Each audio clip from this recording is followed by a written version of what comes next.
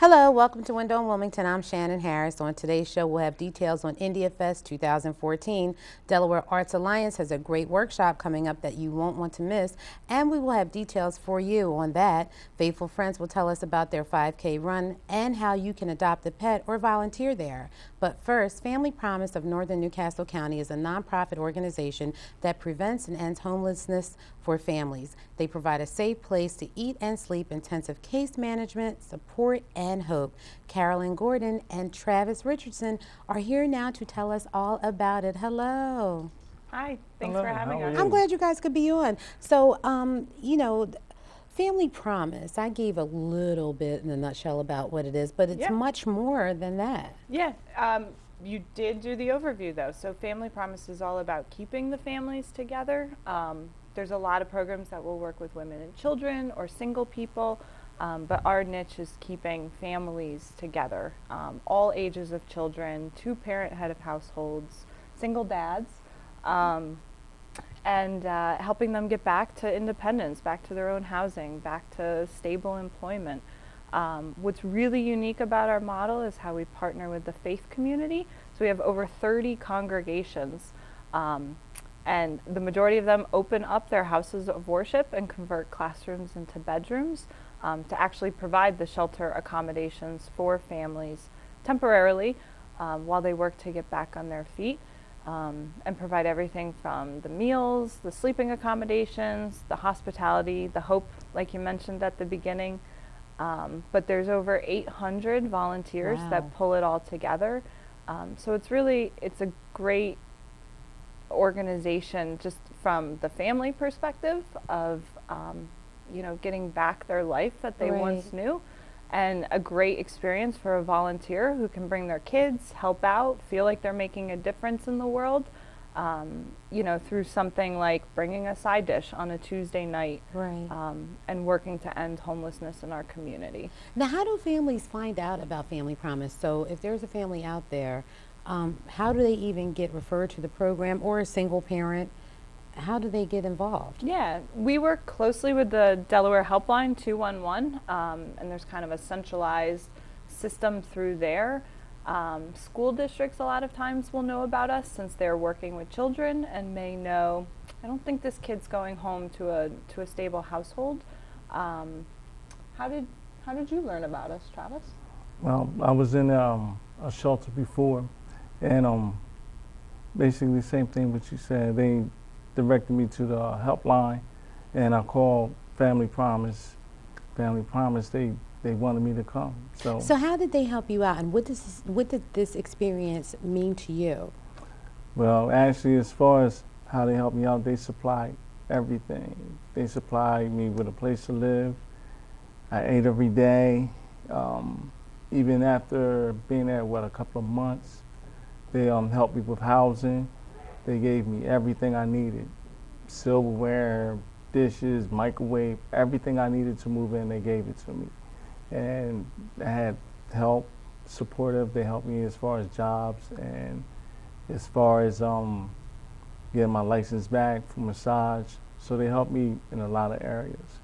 So Carolyn, this isn't just a short-term fix. It seems like Family Promise goes out of their way to make sure, okay, once you come here and we assess what's going on, we are not only going to help you get back on your feet, but we're going to make sure that you have housing, you have things that you need to live every day. Travis just said, they gave everything from dishes to a microwave. Yeah, it's written into our mission statement, lasting independence. So, first and foremost, independence. We don't want people to be dependent on us or any other system or whatnot. The families we work with have been independent before. They've had college degrees, they've had jobs, they've even owned homes. The common denominator is something happened, a series of unfortunate events, a job loss, a death, divorce. And so we want to help them get back to independence, but we do want it to be lasting. So it's a short-term upfront of staying with us and providing that hospitality while we work through some of those things. But it's a long-term relationship. The door's never closed, and it's definitely the housing. Travis spoke to the career piece of reinstating professional licensures, Right.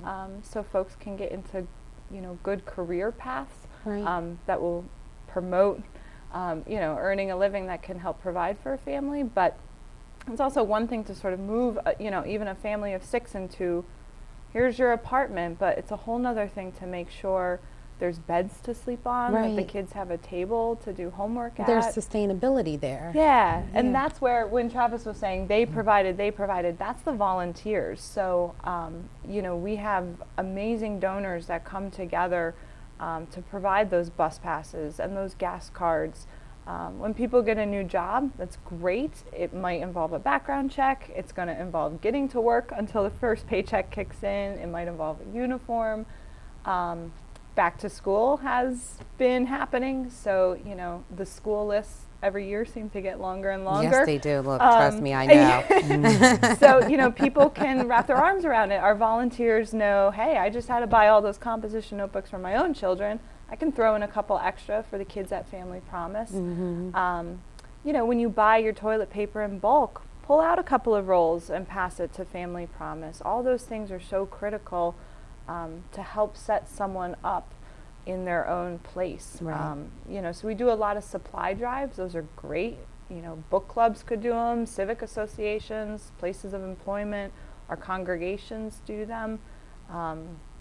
Youth groups, Boy Scouts, but, going even to your own closet and thinking, like, there's 10 sponges there. I could probably pull out one. And give it to Family Yeah, Promise. yeah. Travis, I have to ask you, before we talk about the 5K, what's your situation now? You got your license back for massage therapy, so what are you doing now? Well, right now I'm still working. I do CNA work, do private duty. Also, as I said, I'm in my own house, and I'm renting, and also taking care of my children. And that's a great thing, Carolyn. We hear Mm-hmm. that. I mean, Travis is like, something, I'm happy. I'm Mm-hmm. making it, Mm-hmm. It's a series of unfortunate events that could happen at any time to Mm-hmm. anybody, but thank Mm-hmm. God that there was an agency in place that could help him return to, Mm-hmm. his normal lifestyle. And not just recently. So we were talking about, when did you leave Family Promise? And it was A year ago. Yeah. Okay. So I think that's also showing that longevity. And over that past year, like, Travis has been involved of, like, how can he now help out and sort of Right. pay it forward to the next families. We were talking about how not all of our dads may come in with the skill of cooking. He's got that. He can cook, right? And so a lot of our graduate families become volunteers themselves, donating back clothes or, helping with other family moves. So just sort of that culture of paying it forward and the gratitude piece, which is How what we're much about. follow-up do you do with the people? We stay in contact. Right. At least every week, every 2 weeks. Well, that's good. That's good. Now, you guys have a 5K coming up, right? We do. Okay, we do. so that's Yes. a fundraiser and that will help Yes. the program. Yes. Yeah, so Highmark Delaware is sponsoring it, which is great, so that the Family Promise is one of 17 local nonprofits. So it's all local based, but Highmark's covering all the costs. So any donations that go to the nonprofits like Family Promise go directly to people we're serving, provide to help families get back on their feet. So it's Saturday, September 13th at the Bellevue State Park. It's not a run, which may be attractive to some people, like myself. It's a healthy 5K walk. If people want to run it, they will go first. But it's Saturday the 13th, so a couple weeks from now. And it's just a good time to come out. It's, walk for a healthy community. And stable housing is at the crux of a healthy community. You can't talk about eating well and education and big dreams and goals if you don't know where you're going to sleep that night. So Carolyn, if anybody wants to donate to Family Promise or if they know someone who is in need, what should they do? Yeah, Because I know you need volunteers, right? absolutely. There's always room at the table to get involved. So our phone number's probably the easiest. We'll show it on the screen. Yeah. So folks can just call us or email to get in contact. On our website, folks can register for the walk or make a contribution to pledge on someone else's behalf or in honor of someone. But just calling and emailing and saying, these are my skills, how can I help? Or, what kind of needs do you have, and let me be part of this really successful organization. So we would love that. Thank you both for coming on. Travis, thank you for coming on and sharing your story with us. Sure, We you're welcome. appreciate it, and good luck to you. And I'm glad that you met up with Carolyn and the great people at Family Promise. Thank you. And like how he's paying it forward. Yeah, yeah. Thank you so much for having us. No, come back again. We will. Okay. We will. Next, India Fest 2014 when we return.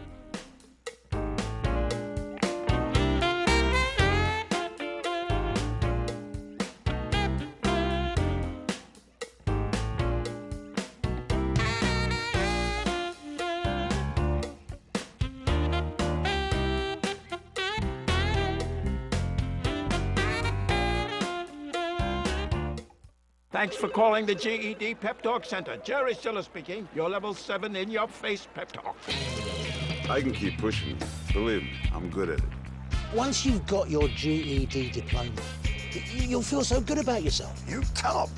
Mr. Trejo, can I transfer this guy to you? He needs something a little more... Persuasive? Yes. Whatever motivation you need, we've got a pep talk for you. Get your GED pep talk and find free classes at yourged.org. Today, school kids rely on the internet for so many things: homework, math, research. But what about kids who don't have internet at home? Hello, I'm Theo Gregory, Wilmington City Council President. The internet is essential, as many as 80% of low-income families do not have access at home, including many right here in Wilmington. So help bridge this gap by supporting local broadband adoption programs. Let's get more students and families connected to the power of the internet.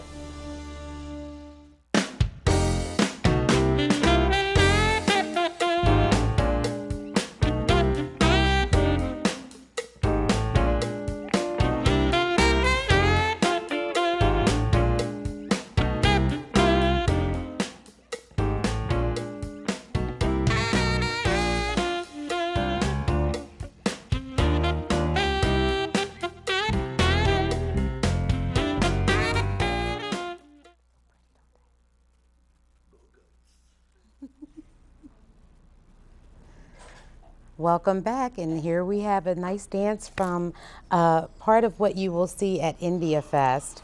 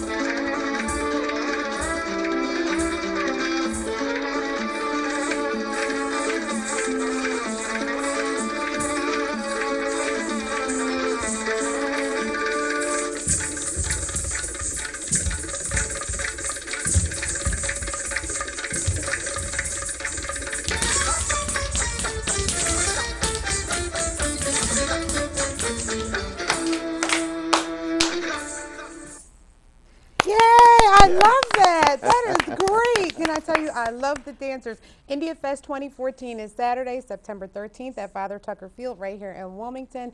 And if you always wanted to experience food, dancing, and clothing from another culture, this is a great way to do it. And Pooja D'Souza and Joe Paul are here with us now to tell us all about it. And we've got to thank the lovely ladies who did a great job. And Pooja, what's the dance? What dance school are they from? Okay, so this is from Step to Dance. Momita, who is one of the dancers there, is actually the starter of this dance school. She can come in right now. Momita, take a bow. Take a bow, Momita. All the ladies come in and take a bow real quick. She has started this dance school, and this style dance, I mean, it takes years. It takes years. Years, lots of hard work, lots of, you know, time and training goes into this. They did, you ladies did a great job. You look beautiful. I love it. One day you got to teach me how to dance like that, you know? I don't know. You're welcome to join us. Please, I don't know if I can move like you guys. But thank you, ladies. Shannon, this is just one of the various dance forms that we have in India. This is one of a typical classical form. This has nothing to do with the Bollywood, which is basically a fusion and other things. But classical, man, you're talking just one part of India. From which part of India is this? This is from Lucknow. Actually, Kathak is like from different states. We have from Jaipur also, we have from Lucknow also. But this we are doing is from Lucknow. That is central part of India. Yeah. Okay. So you are from eastern regions, you are from the south, you are from the west. Bhangra, which is the more famous one here, because you find all the ladies in the gyms doing their what is Zumba, everything to Bhangra music and Bollywood music. Right. In the south, you have the another traditional form, the Bharatanatyam, Mohiniyattam, Kuchipudi. So there is so much. Ladies, I want to thank you so much, and we will see you at India Fest. Yes, thank sure. you. But there are so many different. Yeah, I will. I love India Fest. So there are so many different types of dances and cultures that make up. Absolutely, absolutely. India is so varied. I mean, you're talking about dances from the north, south, east, west, and within that you're talking what's the mainstream, what's the most popular versus classical. And that's what you're going to find here. India Fest, our theme is basically Dance India Dance. So you're going to get various forms of all different types of dancing. Okay, okay. Now, why is it important that everybody take a look at different cultures, you know, to come to enjoy this event, because this is a big event for IAAD. Yes. And you know, you are all ever so embracing of everyone, and you always encourage everybody to come out. Why is it important for everybody to take a look at this? Well, I mean, besides the obvious reason that it's going to be a lot of fun.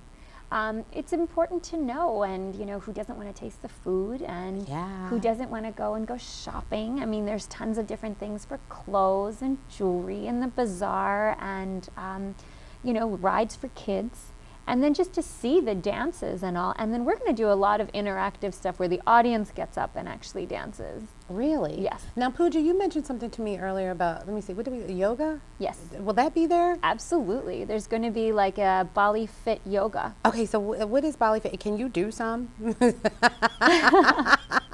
Just a little bit here and there. I mean, Bali Okay, Fit let's yoga. stand up. We're going to stand up, everybody. Hold on. Let me get your mic, Pooja, so you can stand up.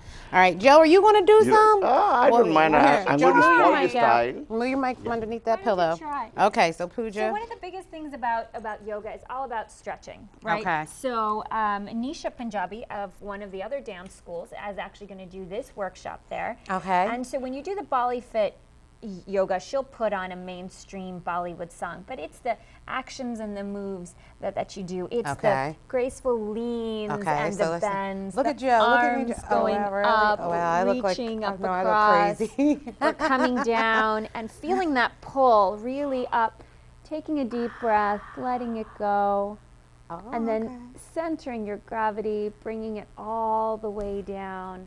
I mean, there's so many different things in this. There's so many different things. Then she'll start the dance moves where you sway, and then to reach down again. Oh, can I reach that far? So So that's what goes in with the Thank God the ladies who do it more and the guys, you know. Well, I don't know. Yeah, Look, Joe, yeah. I'm having a hard time too. Pooja is the one that's doing a great job. You know what? Well, everybody will be doing it on that day. We encourage everybody to come out and try it out with us. We'll get some interactive time where the audience will get up and then dance with the instructor. So it'll be kind of nice. It'll be nice. And Joe, you have been involved with IAAD for such a long time. In fact, it's interesting where you asked about what is it that you're trying to project this year. In fact, we are celebrating 30 years of Indo-American Association of Delaware, the formal body which was formed in 1984. And here we are 30 years later, grown in strength. In fact, you should say exponentially grown. Right. We started the first India Fest at the Hagley Museum. I think we had a crowd of about 750 people. And now we are in the heart of Wilmington. Can you beat it? We are there where the Italian festival and the Polish festival is there. You can see the path along which the Indo-American communities come, and we are virtually now mainstream. And that's one reason why we want the good folks of Wilmington to come and join us on September 13th. You're going to enjoy it. It's going to be a mix and medley of a fun-filled program for the whole family, for the kids. I will come to that. For the kids, boy, this time we had just laid out a red carpet for the kids. Right. Now we're going to talk about food. Paul, do we have to go to a break, or can we just bring the food in? Can we just bring the food in? Okay, so we're going to go to a break and we're going to bring the food in, and then we're going to talk about all the great dishes that you can get at India Fest. Okay? So we'll return in one moment.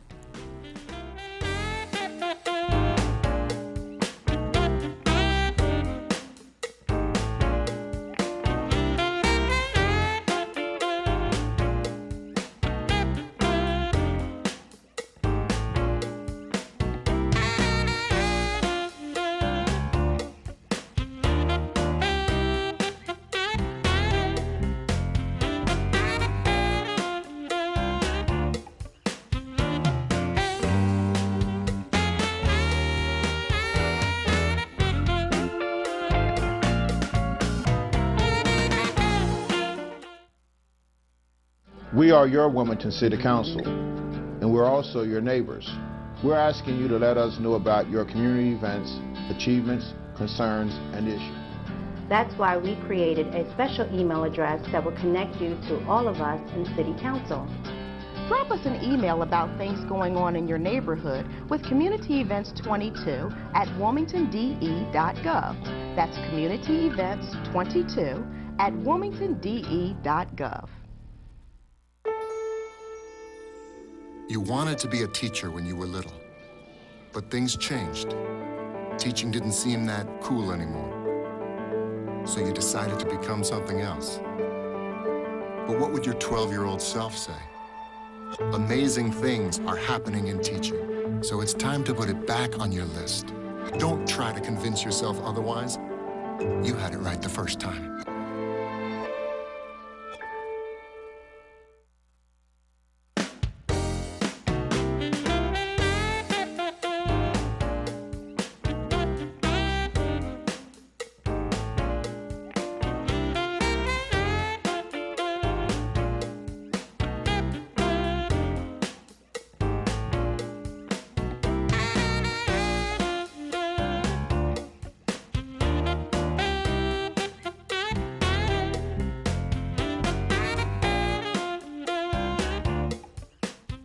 So a big attraction at India Fest is the food, and we have like a really great smorgasbord here of food that you were so kind to bring along. You know I love taste testing on TV. Who doesn't? So talk to us a little bit about what you bought today. This is all very interesting.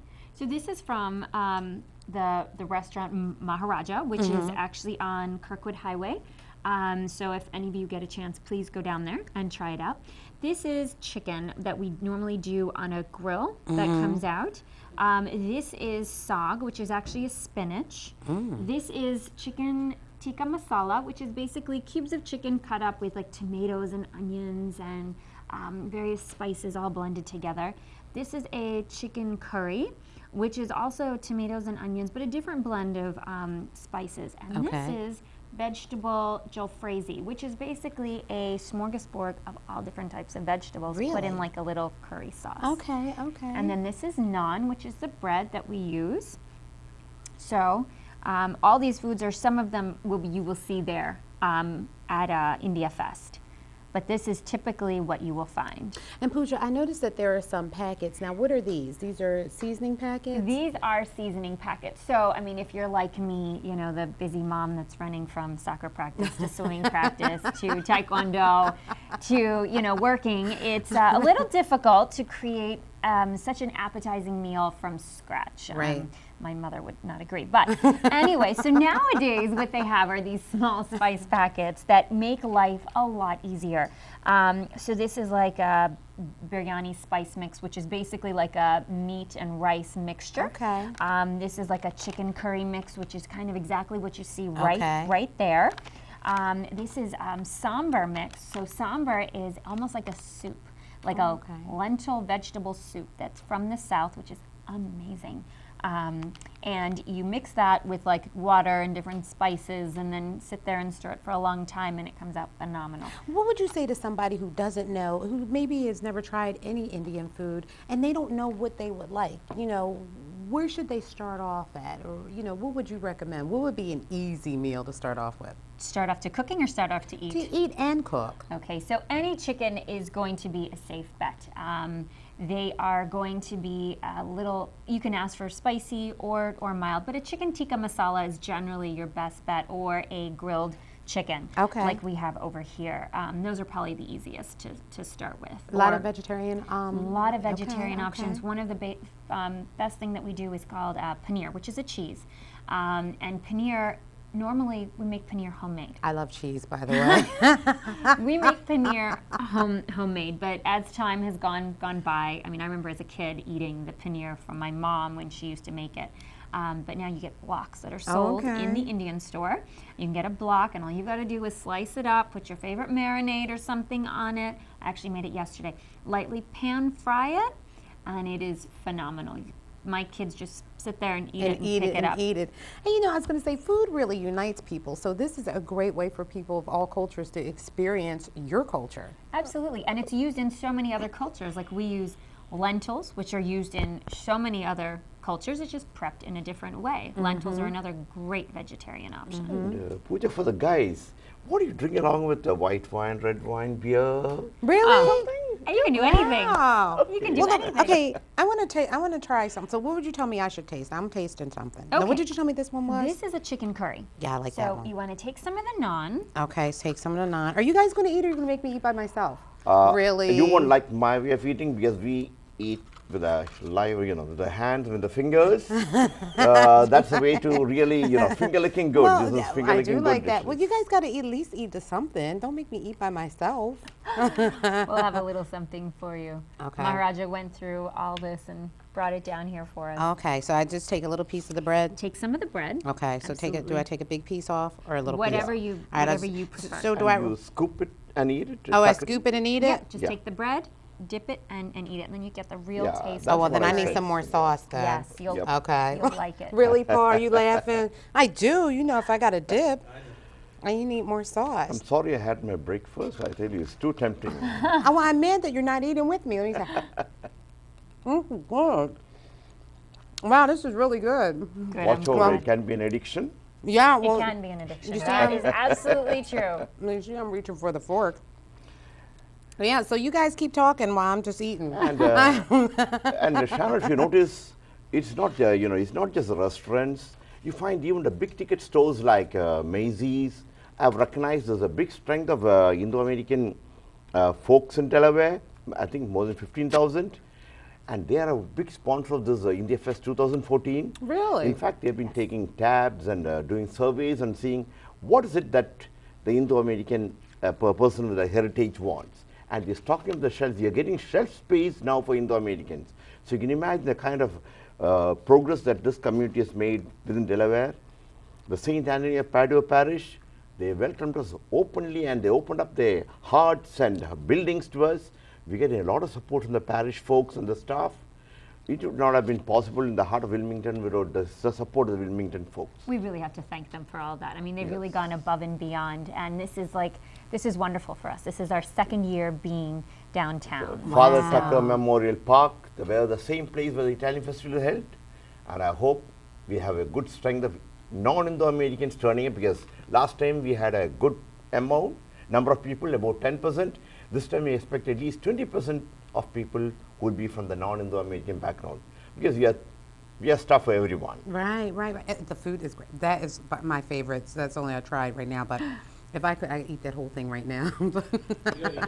I gotta eat everything?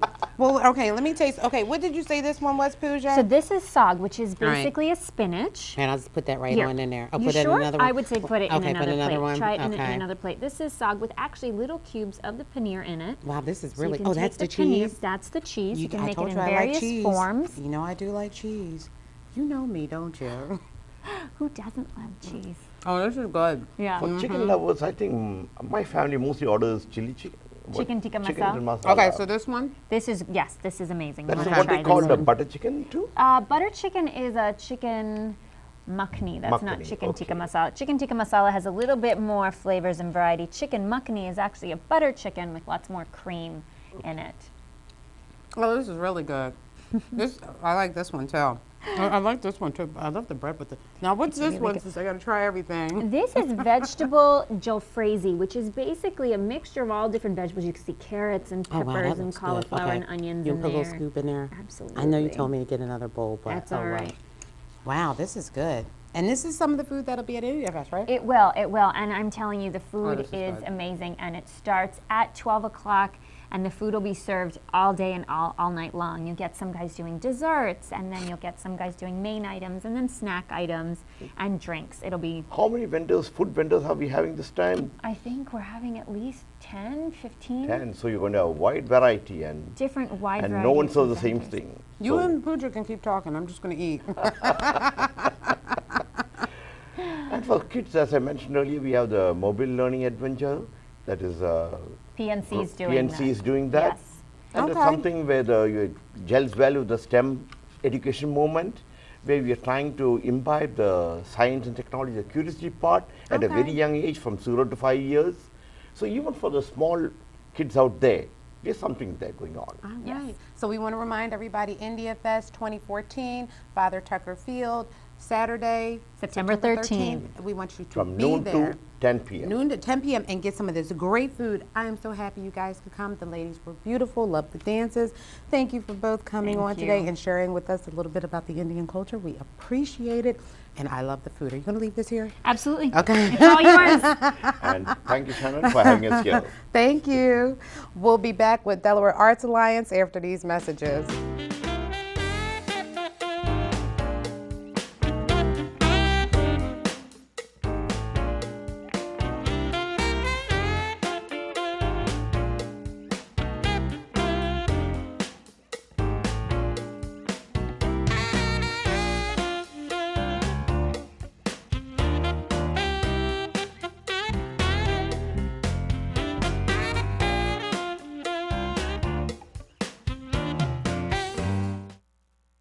I grew up in the housing projects of Cleveland. I didn't even know that life could be any better than it was. Education for me has been a way to get away from the agony of what was normal life. I want to be able to impact the community, not just look back on where I came from, but to reach back to where I came from and pull some people up with me. My name is David, and I am your dividend.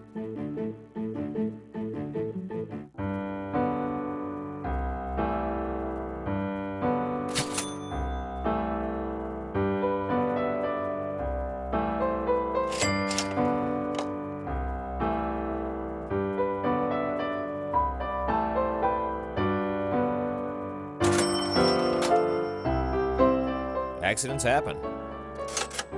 So do huge medical bills. Find out how to get health insurance coverage by visiting ChooseHealthDE.com.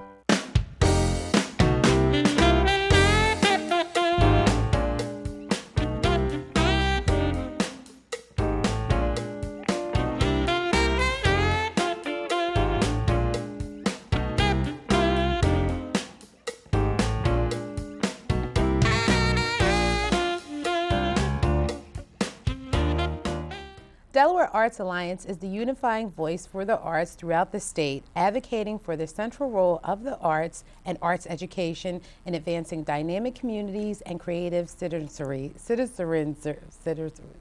Can you say that 3 times real fast? No, citizenry.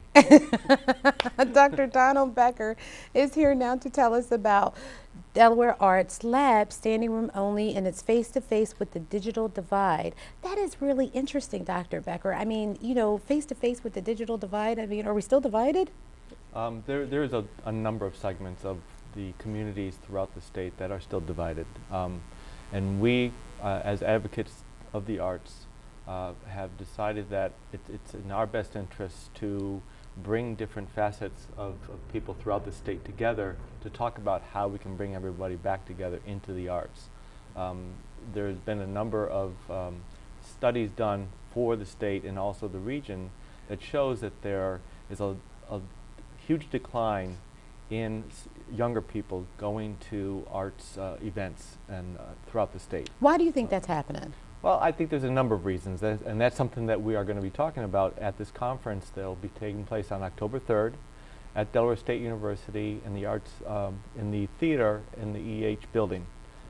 This is a collaboration that actually was originally organized by Gail Maynard Gonzalez, who is the director of the Delaware Arts Alliance, and she actually contacted both George Watson, who is the Dean of the Arts and Sciences at University of Delaware, and myself, Delaware State University, but also the Delaware Art Education Association members to come together and talk about what we need to do as the organizations and the educators in the state to bring the young audiences back into the fold, so to speak, right, of attending arts events throughout the state. Dr. Becker, you know, often when the economy does bad, the first programs that take hits are often arts programs, which is really a shame because these are oh so important in the building of a young person, even for, you know, later on in life. Absolutely. And this is something that we also need to discuss. You know, that it's not so much just the economic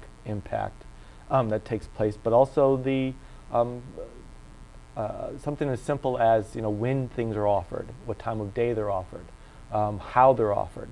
I think in one of the things that we're talking about with the digital divide is students today, young people today, are more about going to websites than more about doing things right, digitally than they are actually attending things. Right. So I think that the organizations have to rethink how they actually present their events.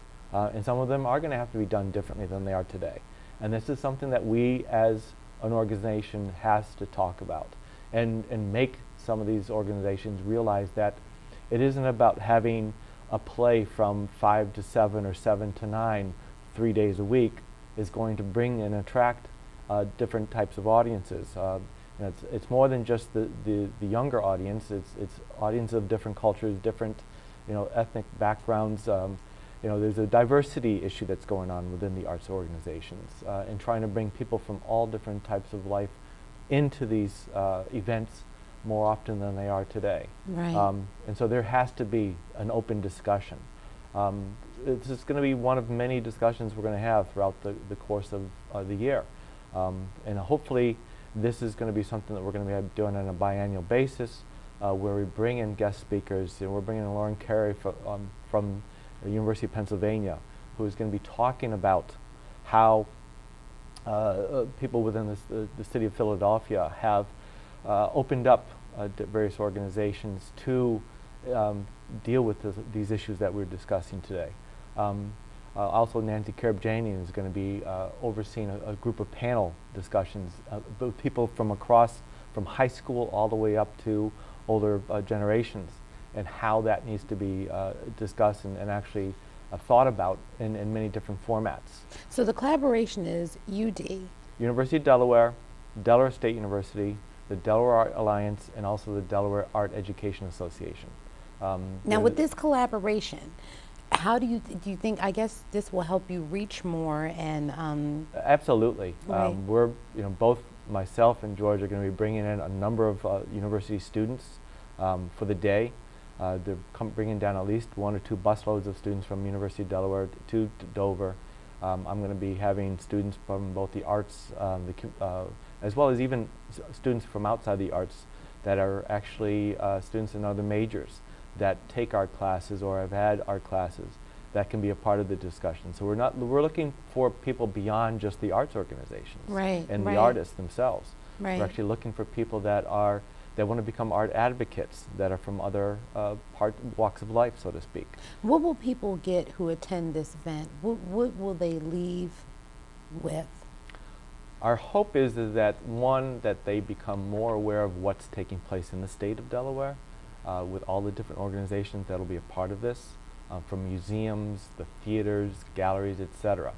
The other part is that I hope that with this open discussion that everybody becomes more aware of what is going to have to be done from this point going forward. It's great to have something that it's just a discussion, but now we have to have action. Things have to take place within these actions that will hopefully bring some sense to what it is that these organizations need to do and the advocacy that needs to take place to open up these avenues for people across all walks of life. We were talking a little bit before the show, and you know, I said that I thought it would be great, you know, when parents notice that their child at a young age is excelling in art, that they really need to make sure they build on that foundation. And you know, we were talking, and you said that there were a couple of places where parents probably should check into to make sure that they, you know, are exposing their kids to this. Certainly.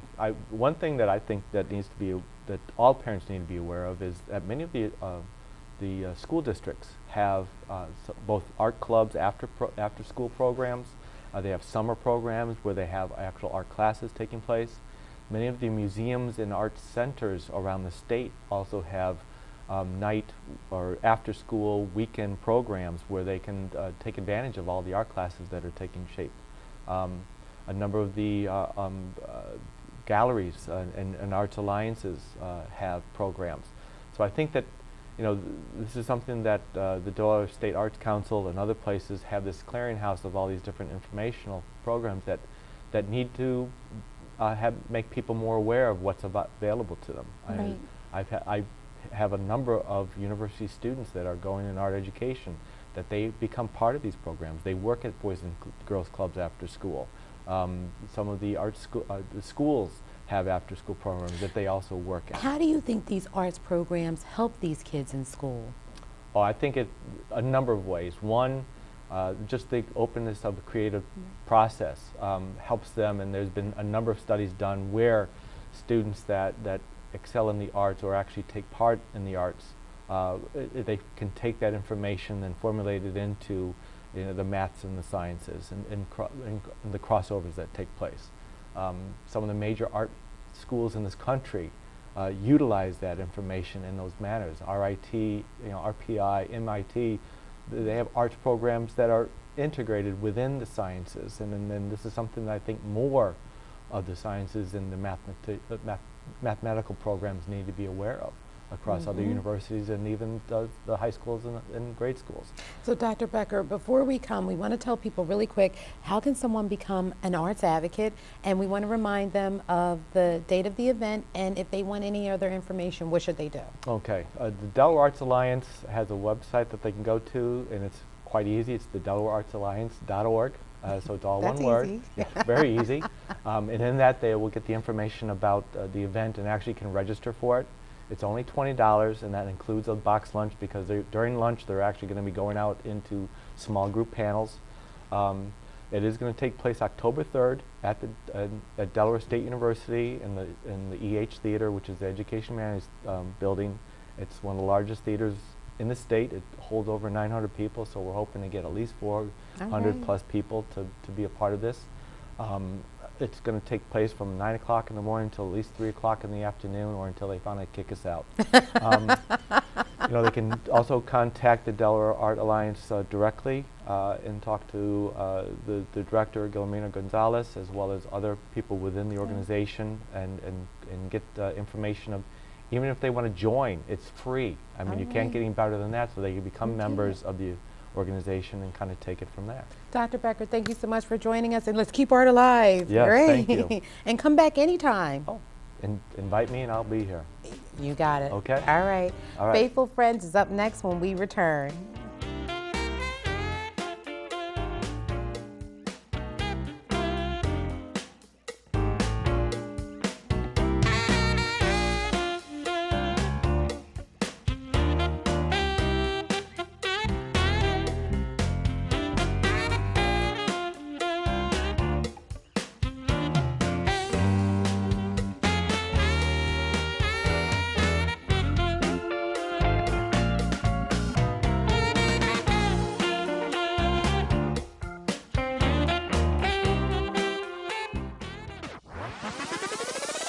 I want my Ed TV.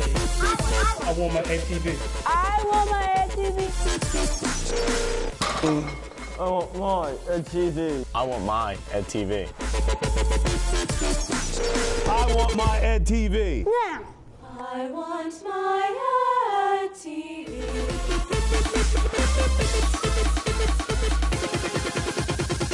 I want my Ed TV.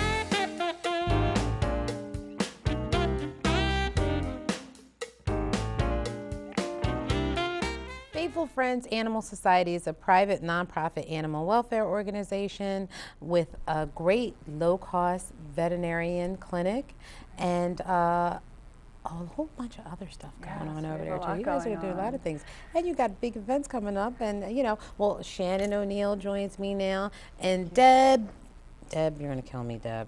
I have to look at your last name. McDowell. Yep. I remember Shannon. Two Shannons were right. Yeah, all right. So you joined me now to talk all about the organization and a couple of events coming up, and pet adoption and all that great stuff. And Shannon, that is a really big cat. I've got a big guy here. This is Zazzles. And he's an adult cat that's available for adoption at our shelter. He's about 2 years old. Yes. I would say 2 years How old. much does he weigh? Oh, that's a tough question. He's awfully cute and really he's nice. Really lovable. He's a lap cat, and we brought Zazzles to represent all the adult cats that we have at our shelter, because you know we have a lot of kittens as well, and we brought Joni here to represent the kittens. We have a lot of kittens up for adoption, especially this time of year, but we also have a lot of adult cats that have a lot of love to give, and Zazzles is a great example of that. He's a lap cat, and now, how did you guys get Zazzles? Did somebody? Well, Zazzles was abandoned by his owners, and he was brought into our shelter. I'm not sure how long we've had him. About we've had him maybe less than a year. So, but he's he loves you guys. Yeah, he does. He needs a home. He needs a home. And Debbie can definitely attest to how many kittens we get in here too. Yeah, I mean, of course, this time of year, all the shelters are full of kittens. Right, so we have plenty of kittens. And Joni is an example of one of many that we do have at the shelter. And you guys face the whole kitten, and now we'll get into all the other stuff, but I have to, Deb said something about the kittens. Is it because, like, you know, the summertime, I don't know, cats mate more, and then they become like the feral cat? It usually starts like in around April or May. Yeah, Lord. We start getting the phone calls of the pregnant moms and then the kittens. And it starts to slow down in the fall. Okay. But we've had moms up to pregnant moms up to even December. I've had that late. Really? So not as many, of course, but that does happen. So we, you know, I especially brought Joni because she was just recently spayed, and we do really advocate you get your animals spayed and neutered, right? So that you know, and you should, well, because like you're saying, like, you know, the pregnant moms. I mean, a cat can have how many in a litter? Oh, she can have a lot. I mean, normally it can be 4 to 6. You know, like sometimes it's only 3, but the average is usually I'd say 4 to 6. But let's say you got about 10 of those cats in your neighborhood, each having the litter. Right. Yeah, so it's really important to get them spayed and neutered, and there are resources, Faithful Friends and others, that can help with that can help community members get their neighborhood cats spayed and neutered as well, because it is possible to manage the problem, Right, you know, manage the population, I should say. So. But yeah, so we are running some adoption specials because right now we are really focused on getting the cats that are at our shelter adopted. And so we have, starting at the end of this week, we have a fabulous $5 feline special. And so we're discounting all of our adoption fees for cats and kittens to just $5. And of course, that's with an approved adoption application. But the way we feel is they deserve to be in a home, and you know, the fees really don't cover the cost of care for the animals at our shelter. So our goal is to get them into homes, and so discounting the fee is easy if it brings people in and gives them the opportunity to meet these great cats that we have. Fabulous $5. Fabulous $5 felines. We also have some more ongoing specials throughout the year. We have the Golden Years special. Do you want to talk about that? It's well, we adopt an adult cat to seniors, and the fee is waived. Fee is waived. So we try to match seniors with seniors. Right, that is nice. And some other adoption specials, like the sibling special, for instance. You know, so if and also the buddy. So if you wanted to adopt Joni and then you wanted to adopt another cat, we waive the fee for the second kitten. Sort of a buddy, you know. Because I believe that the animals do need companionship, you know, friend. They like to have a friend. So. And especially if they've been together, you know. Yeah, and there are a lot of siblings that do love to be together. So take two. Why just take one? Right, take two. Right, just don't, you know. So what about the foster homes? Because now you guys do a foster program too, right? We do, and that's really critical for us because our space is limited at the shelter. So we greatly depend on the volunteer work that foster families do. So you can come in and foster cats or kittens or dogs with, from Faithful Friends as well. It's a really simple process, and it's just a matter of you have other pets, you want to make sure that, you know, everything's worked out. But it's providing temporary housing for cats, kittens, and dogs until they find forever homes. So in most cases, it's as Debbie spoke about, young kittens or mama cats with kittens that the kittens aren't ready to be adopted yet. They don't have all their vaccines. They aren't spayed and neutered. They're not old enough to be separated from their mother. And so they are put into a temporary foster home to keep them, you know, cared for and comfortable. And then when they're ready, we do all the vet care at Faithful Friends, and they'll either be put up for adoption at our adoption center on Jim A. Drive or at one of our off-site pet store locations. Do any of the foster people ever fall in love with the cats and just absolutely. want to? Yeah, right. Because I mean, like you've had them, so how do you want to? They actually do my job for me sometimes. They go adopt out the kittens through some of their family and friends. So, but we also have long-term fosters. We have animals that are diabetic. Or on medication and need to be in a long-term foster home. Really? So we also have a need for that too. So what happens when they're in a long-term foster? Like, so a typical foster care is like what, a couple of months? Yeah, it's a typical, for kittens especially, yes. So the long-term is what, like maybe a year?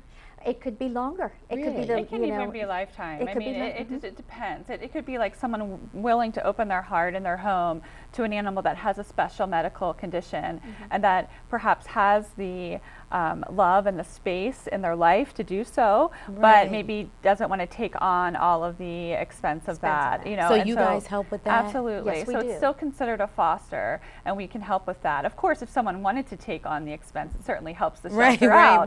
But we are willing to do that in order to get the animals out of our shelter and into a loving home. So without telling everybody everything, maybe we just want to walk the long-term foster. If you're interested, you guys will assist with the medical care, any special food, anything like that.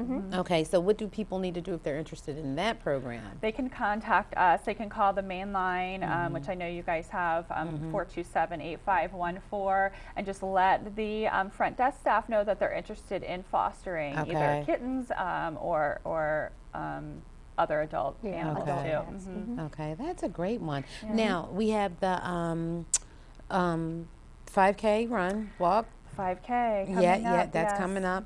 And then we're going to talk about the annual expense. Oh, the annual appeal. Yes, Again, we want to annual make sure appeal. we do that. Okay, so Great. 5K. Let's go with that. Okay, the 5K, it's our 4th annual 5K walk, run, and mutt mile, and it's coming up Sunday, September 7th at Bellevue State Park. And basically, you can do a 5K run or walk with you can bring your dog. Dogs are permitted to participate as well. And there's an adoption festival that follows that. If you're not up for the 3.1 miles, you can do a 1 mile mutt mile. I'm sorry, 1 mile walk with you. It's called a mutt mile. I like the mutt mile, 1 mile walk mile. Yeah. 1 mile walk. A little repetitive. Paul, are you going? So we welcome, it's a family event, it's a lot of fun, and again, it's Sunday, September 7th, and registration will be open until the day before. Okay. And of course, we have day, if you want to walk in that day and register, you can do that too. Okay. And then we want to make sure we get this, the annual appeal. We The definitely annual want to make appeal, sure. it's really important. It's one of 2 really special appeals that we have throughout the year to help fundraise for the shelter. And it started back in May, but it ends on August 31st. So we just have a few more days to meet our goal, and we're just shy of about $8,000 left to raise. And we're hopeful we can do that to meet our goal. And so people can donate by going to our website, by calling, or by mailing in a donation. And I don't know if everybody realizes that you guys, you have a lot of volunteer people there at the as Faithful Friends too that actually help you out. And so you depend on volunteers, right? Absolutely. Sure. We wouldn't be able to do what we do and care for as many animals as we care for without the volunteers. The staff that we have are wonderful, but we have over 300 volunteers that make caring for all of these animals possible, not only at the shelter, but fostering. Running events, and so on and so forth. So if people are interested, they can definitely contact us, and we'll get them matched up with the right staff to get them started. All right, ladies, thank you for being here. For everybody with WITN Channel 22, I'm Shannon Harris. We'll see you next time.